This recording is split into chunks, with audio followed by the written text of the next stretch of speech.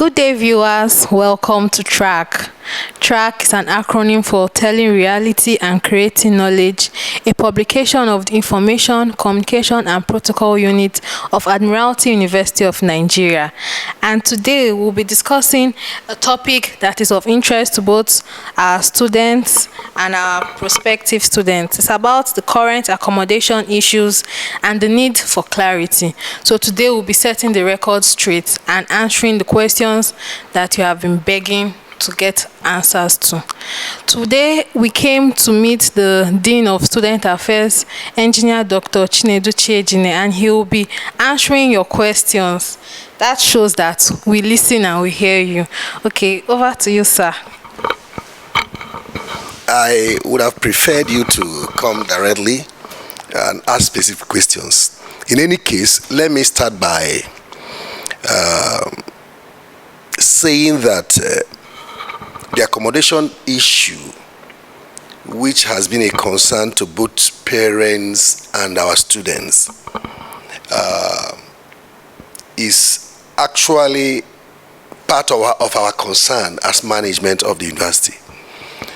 You know, it bothers us because we would have loved all our students to be on campus, but because of the constraint of shortage of facility, hostel facility, we are now kind of pressurized into looking out for other ways of meeting this need.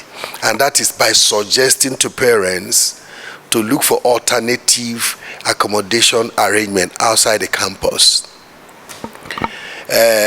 Much as we understand the concern of parents, we would like to encourage them to know that we are dealing with students, not with parents directly. We are dealing with our students who we perceived to be adults. And so parents should know that they also have limits with respect to their relationship with our university. We admitted the students, we didn't admit the parents. So parents, much as we appreciate your concern, but you should try as much as possible to give us a little breathing space.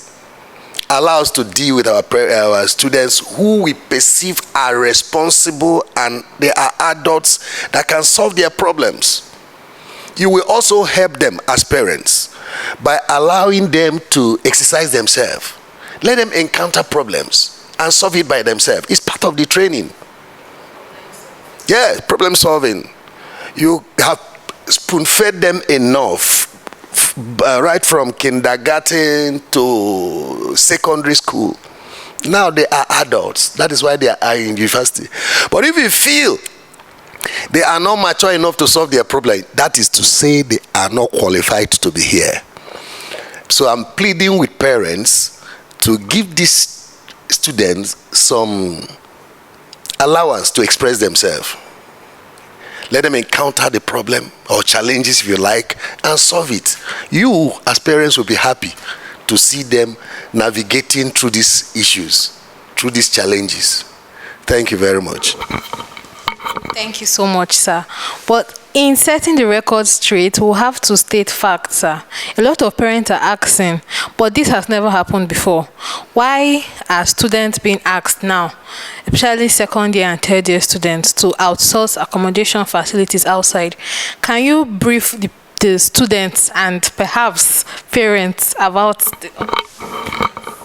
Good. You find out that this university is a growing university.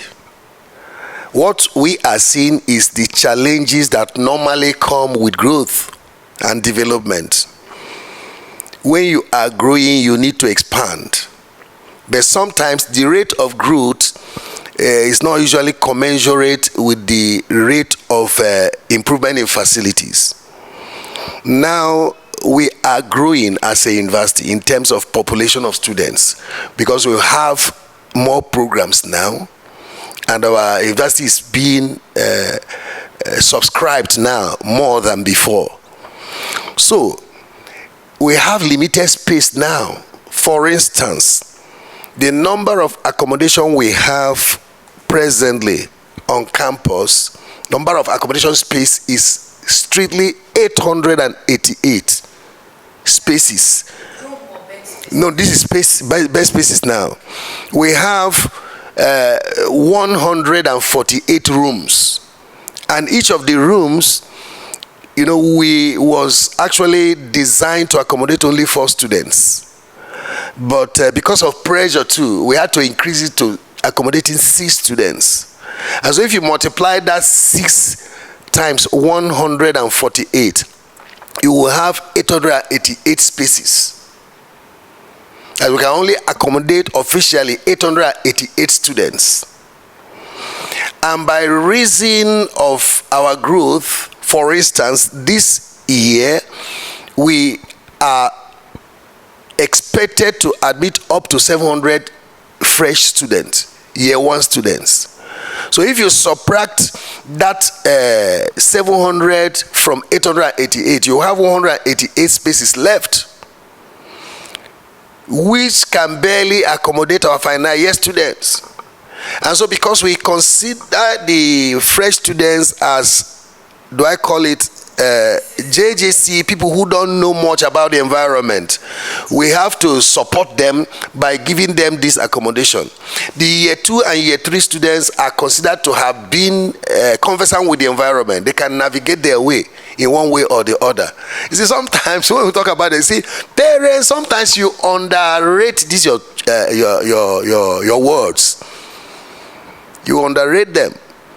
You'll be surprised that they even know your own very environment more than you.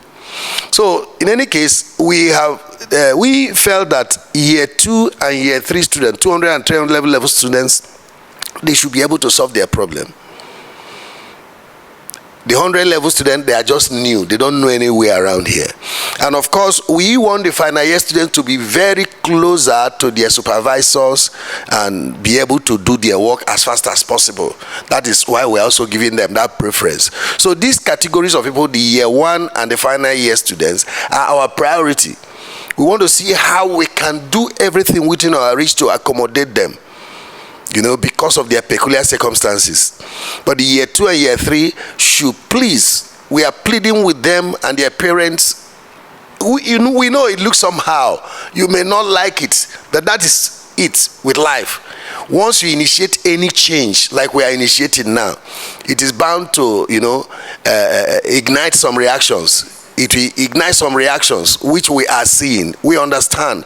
But you know that at the end of the day, you'll find out that both the management and the students, if we are able to give it the right attitude, we'll be able to come out of it. And all of us will be happier for it.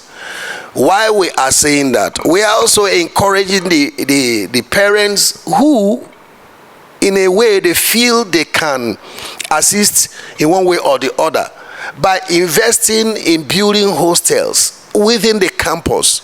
To do so, our university is open to such arrangement. You come, let's have an understanding, and you do it, so that we can now operate in a way that it will be build, operate, and transfer. You get your profit and transfer at the end of the term, depending on the agreement.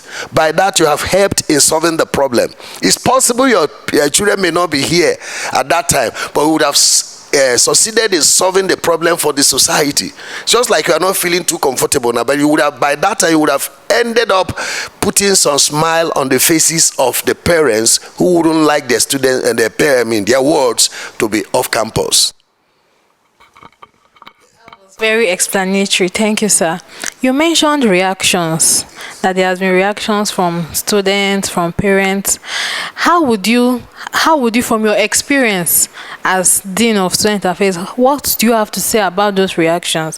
Are they welcomed, or are they a threat to the growth of the school? No, like I said, anyone who has been part of any development, you know that any change, of course, development will bring change, and change will always bring reaction. Such reactions are very, very normal. They are welcome. But where it becomes problematic is that when somebody tries to explain to you, you pretend not to understand. You know, we have tried as much as possible to break the thing down, the issue down. There's no way the university can accommodate everybody. There's no campus anywhere in the world, anywhere, mark my word, that accommodates all their students. Some people have to live off campus. That is just the truth.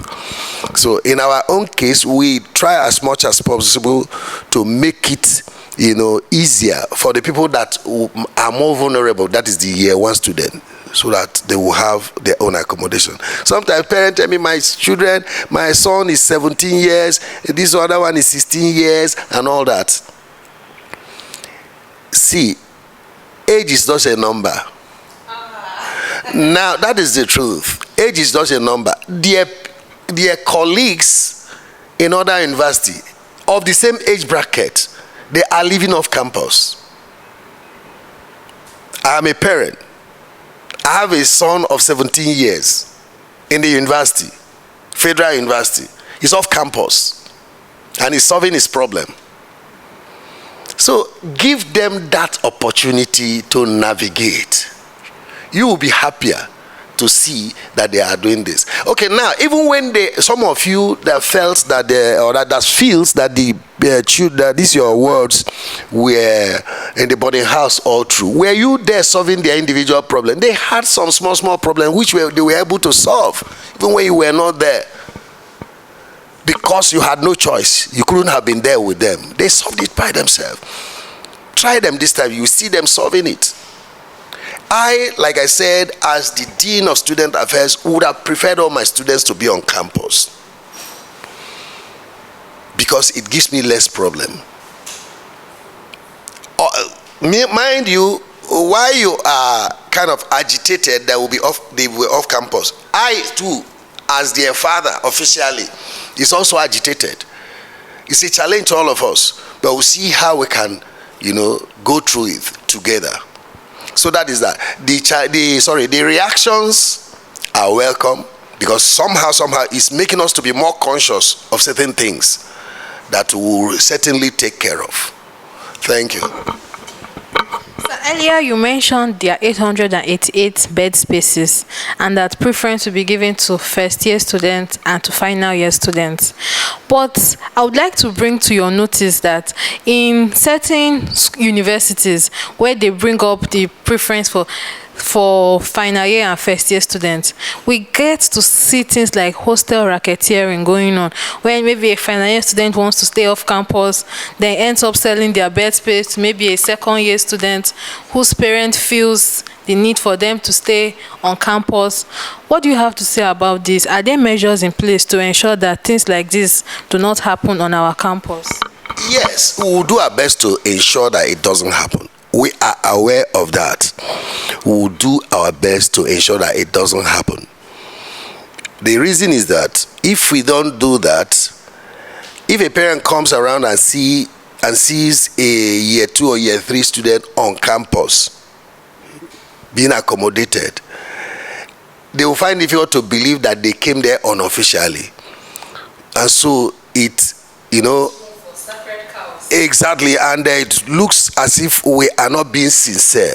So we'll do our best to make sure that such racketeering does not exist here, because of our integrity.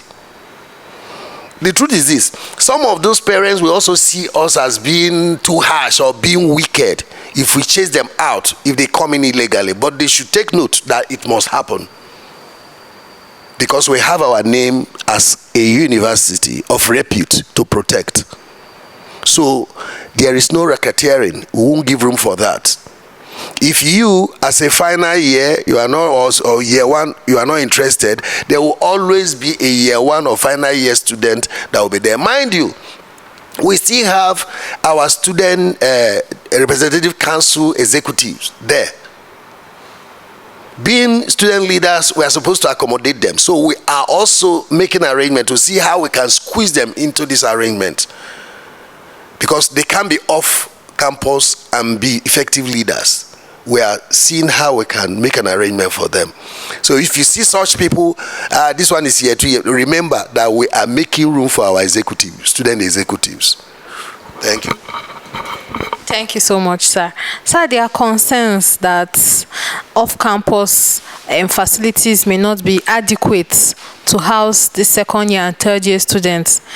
We know there are some students who come from Asaba, Ibuzo, Ogwashuku, Abo, and parents are raising concerns that these locations may not have enough facility to house their students, or wards, as you prefer to.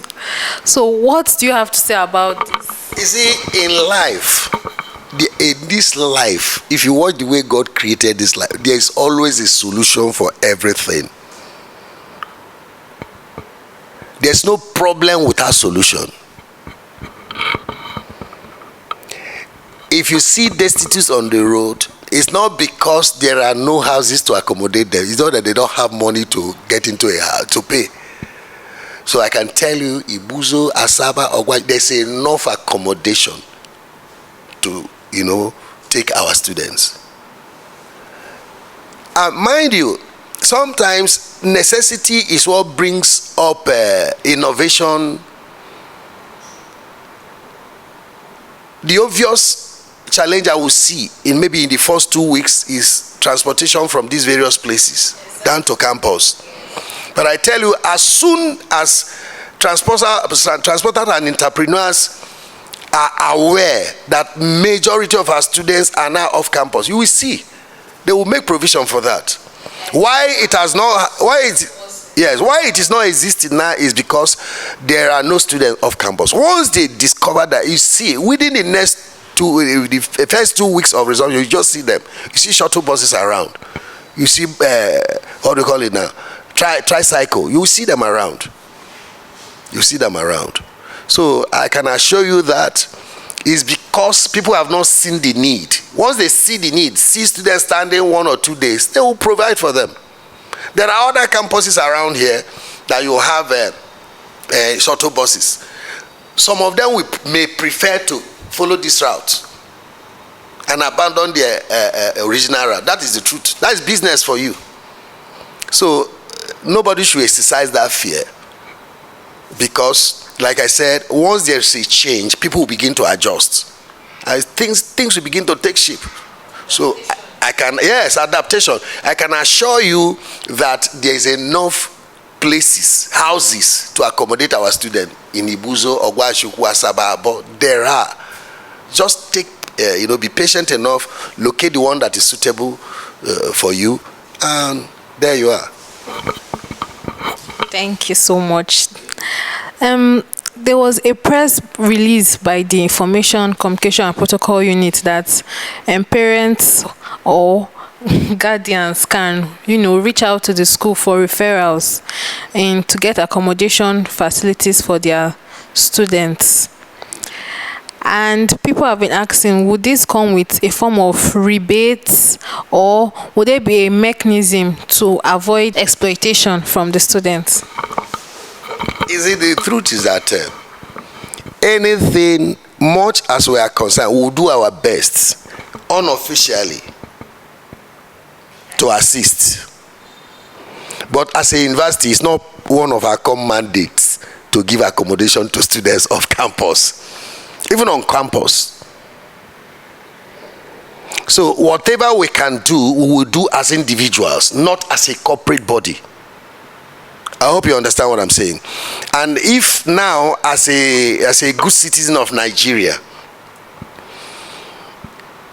I see anything that will bring about somebody being exploited,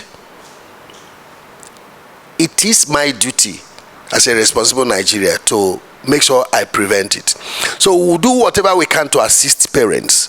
Like I said, that should be on individual basis, not as an institution, because it's not part of our core mandates. Our mandate is to train these children, as you call them. You normally call them children, but they are not really children. They are adults as far as I'm concerned. To train them, both in learning and character. That is our core mandate. And protect them once they are within the confine of our environment. So assistance will come. But like I said, it's not by the institution, by the individuals who are interested. Thank you. Sir, you mentioned that people can reach out to the school to, build hostel facilities within the school premises. That should be the PPE. That was okay. So I want to know, how can parents reach out? What is the channel of communication for that arrangement, and what does it entail generally? So you can just brief those that are interested. I don't have the details now, but I can tell you, if you go to the registry, anybody who is interested, we have a registrar who keeps record, who will give you the terms and conditions when you come around. And the office of the registrar is always open. Once you get there, tell them what you want. They are ready to assist in whichever way. So that is that. That is the official channel, the registrar's office. Okay. I'm bringing down my tone because this is a plea on compassionate grounds. Some people have raised concerns that their children have health challenges, and with health challenges you have to have a form of standby medical facility that they can use in those trying times. So is there any maybe leniency for medically challenged students whereby they can be considered for accommodation even though they are not in first year or in final year? Okay, yes. A few parents have come here with that complaint, or with that request rather. But as it is, I cannot on my own as the dean of students, even though it's my responsibility to allocate accommodation spaces. Such cases, I have referred them to the management of the university to write through my office to management of the university for special consideration. I cannot on my own single-handedly approve such, much as I understand their situation. This is because if management is aware of such arrangement, then every one of us will be ready to accommodate such students. Nobody will now accuse anybody of being partial, of giving preferential in something like that. So, but if it is everybody is carried along, it will help us. And of course, I know that with such application, management will try as much as possible to verify from our medical center whether all these claims are valid or not. Once it's valid, I'm sure some of them will be given, some of those serious ones will be given that, do I call it preferential? Okay, that special consideration. Yes. Sir, students asking when will the hostel be ready for, to stay in? All right. The hostels will be ready as soon as the contractors hand them over to us. We are. Yes, we are not the builders. Actually, like the one that is almost, let me say, about 70% completed now. That one was donated by the state government. But at a point, the contractor left the site for whatever reason.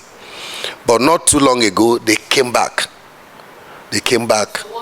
Work is ongoing now, but we don't know when that they will eventually hand it over to us. But like I said in one of my previous interactions, if by the time these hostels are completed, even if it is mid-session inside, when we have started our academic session, and there are students who are interested, we'll open the window for them to come in.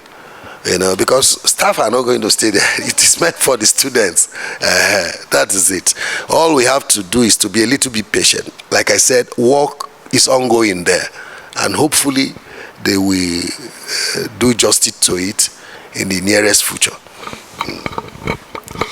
Dean, sir, I want to know, you said that the parents are sort of interfering with the direct relationship between the students and the university. So what do you have to say to parents? Because be it as it may, they are still bothered. They are still worried. Oh, my little daughter. Oh, my little son. So what do you have to, tell them to calm down?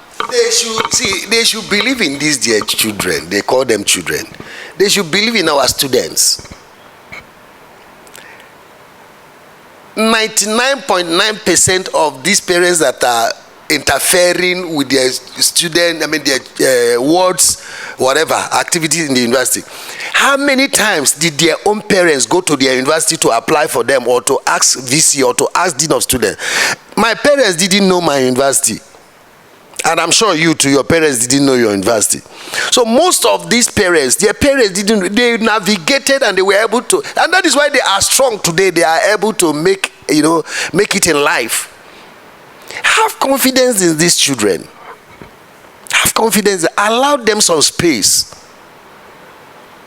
You can monitor them, there's no problem from time to time, but give them some space to express themselves. Give them some space. That is the only way they can, navigate out of the challenges of life. Okay, when they start working now, will you be going to their office to interact with their boss? So parents should calm down. Thank you so much, sir. Sir, do you have any final words before, we leave?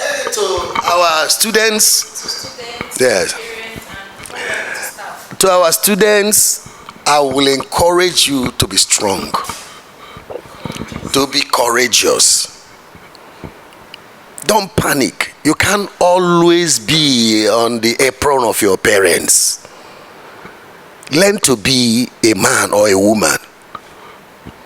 Then to parents, like I said, give this your word. Give them some breathing space. Let them express themselves. And to our staff who are in one way or the other pressing in one way or the other for accommodation for those people who we are not supposed to accommodate, please calm down, because we cannot compromise our standard. If for any reason the dean of students accommodates somebody who is not in the category of 100 level or final year, it is still this staff that will say, this man, I thought he's a good person. You are the one that will now go back and begin to castigate me. So allow us to do our work the way management has directed, and all of us will be happier for it.